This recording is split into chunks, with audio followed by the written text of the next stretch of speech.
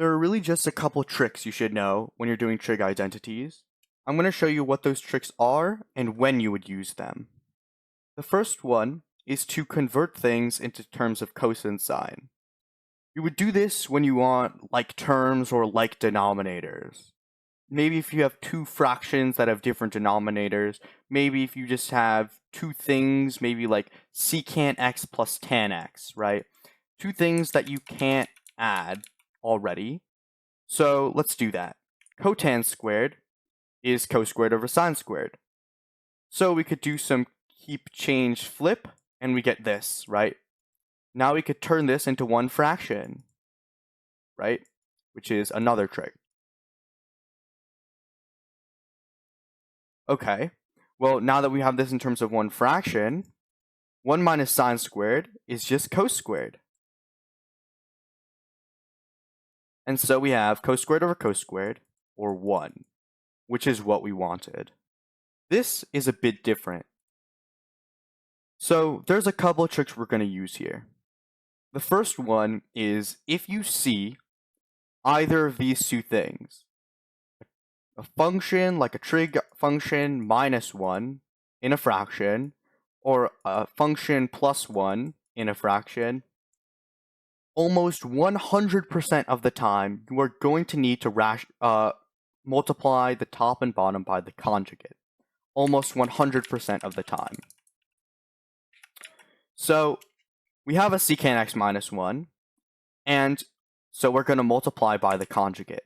Okay, now what do we know about secant squared x? Well, we know that tan squared x plus 1 equals secant squared. Or in other words, tan squared x equals secant squared x minus 1. So we can replace this denominator with tan squared x over cotan x times secant x plus 1.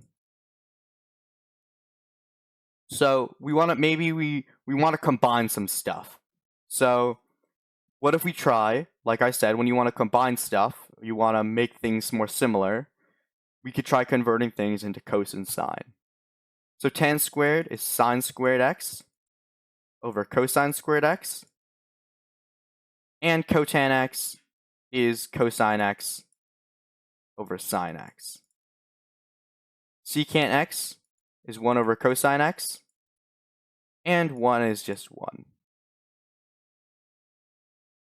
Okay, so we can multiply this out, and we get these cosine x's cancel out, and this just distributes to the 1. So we have 1 over sine x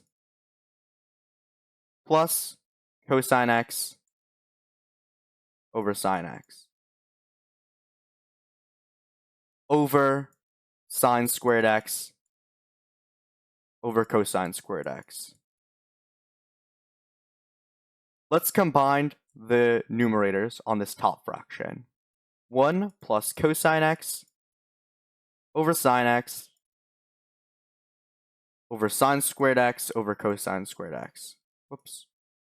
So maybe we might want to keep change flip, right? So we get, okay, we're very close to the right-hand side. Let's distribute this cosine squared x.